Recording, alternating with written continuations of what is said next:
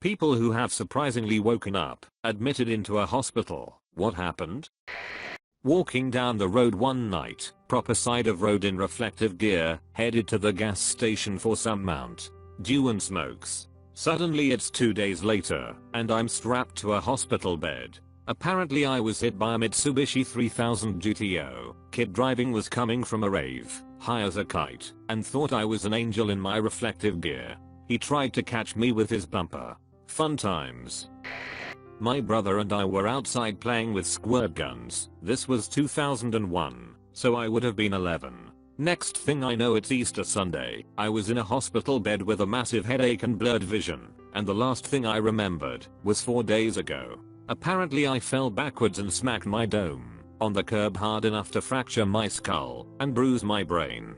Got 2 weeks off of school, which was cool back then, and I've had to wear glasses ever since. Apparently, according to my mom, the first sign of consciousness in the hospital was me getting out of bed, taking a piss on the floor, and then going back to sleep for 2 more days. The whole thing was a weird experience. Edit. Wow, this got a lot of attention. A lot of people talking about being catheterized. Yeah, that makes sense. Maybe I tried to piss on the floor, I don't know. I was 11 and unconscious for 4 days. This is just the story I was told. Cut a guy off while bartending in college. He wasn't too happy, grabbed a bottle, and chucked it at the back of my head as I turned around. Woke up in a hospital bed, with my best regular and his wife ensuring me I'd be okay, and the guy wouldn't be a problem. Super reassuring, other than the fact this was a pretty unsavory biker bar and the regulars, though amazingly kind and loyal to me, weren't the most savory human beings. 38 stitches, a partially shaved head, and 3 days later I was at lunch with the same regulars. I didn't die in a motorcycle accident. It was a pleasant surprise. I was watching Voyager on TV. Next thing I was in a hospital bed. Turns out I'd gotten up too fast, lack of blood flow to the head, and passed out, hitting my head on the floor hard. I'm 6 feet 6 inches, and fractured my skull. Confusing. I was 12 in 1982. Woke up in a hospital bed, feeling fine, no idea what happened. Nobody else in the room. Last person I remember hanging out with was my friend, Scott, so I call his house. His mom answered, advised me to call my parents. No answer at the home phone. So I'm sitting in this bed, trying to figure out why I'm even there. I finally discover that the rolling table over the bed opens up, and there's a mirror under the lid. Across my forehead and down the whole right side of my face are fresh abrasions. Oh, that's why. Finally get hold of Scott and learn the story, which I still don't remember. Was riding my bike down a sidewalk near the grade school. Sidewalk takes a 45-degree left turn, and I cut the corner. Grass is deep and a little wet, and my front wheel catches on the edge of the sidewalk, flipping me over. I landed on my face, dragged against the other edge of the sidewalk, knocked out cold. Another neighborhood kid was in the area, hustled back to alert my parents. My dad took me to the hospital in his car, and I woke up the next day. Yes, my parents just left me in the hospital by myself. Woke up in the hospital summer of 2002, cuffed to a hospital bed. Tubes all over me, and stitches all over my chest. The night before I was hit by a drunk driver, had a 6-inch gash down the center of my chest, exposing a few ribs. After I was discharged, I spoke with a gas station attendant who told me that he denied the driver a beer sale because he was already wasted. That was never found. That was pretty bad, but apparently, I woke up in a daze a few hours earlier. Doctor had me sedated and arms secured to the bed because I was trying to pull my catheter out. Edit. I'm new to Reddit, so I'm uncertain if people can see my response to the if they never found him, how do you know he was drunk? Explanation further into the comments. I added the response to this post to keep everything together. Diabetic, went to sleep normally, woke up 2 days later in the hospital. I hot to low while sleeping that I passed out. Fortunately the time I passed was close to the time I'm supposed to wake up. My brother found me half dead and took me to the hospital. Where am I? Hospital. You were airlifted here. Family's in the next room. You had a car crash. Give it to me straight, doc. How disfigured am I? Hehe, you're not. You're messed up, but still have all your parts. Family comes in. Doctor leaves. Doctor won't tell me. How up am I? Paralyzed? Lose a leg? Neither. Don't me. I can't feel my legs. You have an epidural, idiot, and you've also been out of your skull on morphine for the past X days. How could you tell? I just woke up. You've always been conscious. High as a kite, but conscious. Oh. Okay, then. Nap time. I sleep, then wake up upon next doctor check-in. Where am I? Repeat this for 9 days or so, then I finally start retaining memories again. 18-year-old me got super wasted on Smirnoff watermelon vodka at some little club in Clearwater, Florida.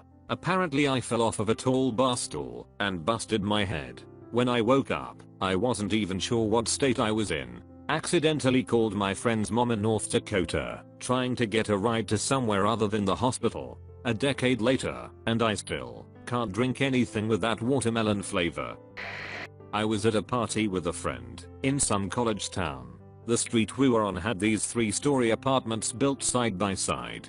The whole street was partying, even on the roofs. We got separated, and it was time to go. We don't live in that town. Anyways, I see an ambulance going down the street, and knew it was for my roommate. So I follow the ambulance, and sure enough, he was laying on the ground, barely conscious.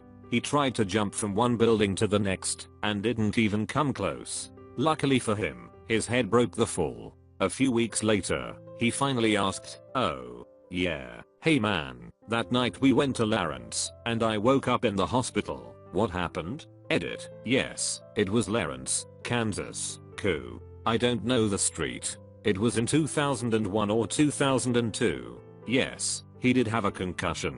He was fully unconscious for a couple minutes, and everybody thought he was dead. They said he was laying there with his eyes open, unresponsive. It wasn't until someone dumped a bottle of water on him that he was roused into a semi-conscious state. Other than having chronic headaches for a month, he was fine. Suicide attempt. I was really not expecting to survive. I had done my homework, and my mother had enough of the right combination of painkillers to stop the heart of a small elephant, and then I woke up. Everything was hazy, and I had a catheter, but I don't really remember anything until I got to the mental hospital. That was 5 years ago. I'm better now. I hopped into the back of mate's pickup after a rugby game, went to sleep, and woke up in ICU in traction with no feeling from my waist down. Turns out, we had a head-on collision with a drunk driver, and I went through the back of the cab, picking up a host of broken body parts, including 4 compressed vertebrae. A year and a number of surgeries later, I walked out of hospital an inch shorter, and with enough metal in me to set off metal detectors as airports. I was the lucky one. The other 3 guys in the truck never woke up afterwards. 20 years and it still gets me. Edit. I kinda expected this post to disappear into the jumble of thread history and, at best, attract some half-assed comments. You're freaking awesome, Reddit. Thanks for the love. The accident happened in Zimbabwe, where I grew up. I've traveled a fair bit since then, but am now a bona fide Kiwi. I didn't find out about the others for a while. Aside from being zonked on pain meds, I don't think I was capable of understanding what had happened. Visitation was restricted in the ICU to my folks, but the day after I was moved out, most of the 2 senior teams and some of the staff pitched up to tell me the nasty truth. The tiny ward was crammed with big, burly, ugly bastards crying their hearts out, and I loved every one of them for it. Not sure where I was going with this, but I've ended up here. Here's a thought from an old guy with a wrapped body, who walks with a constant limp, has tried every legal and many non-legal relief options for the daily thrum of pain, who has had 2 decades of survivor guilt, and who knows firsthand the debris that is left behind when someone is tragically and unceremoniously yanked from life, their family and their friends. If you're not 100% in control, don't put the key in the ignition.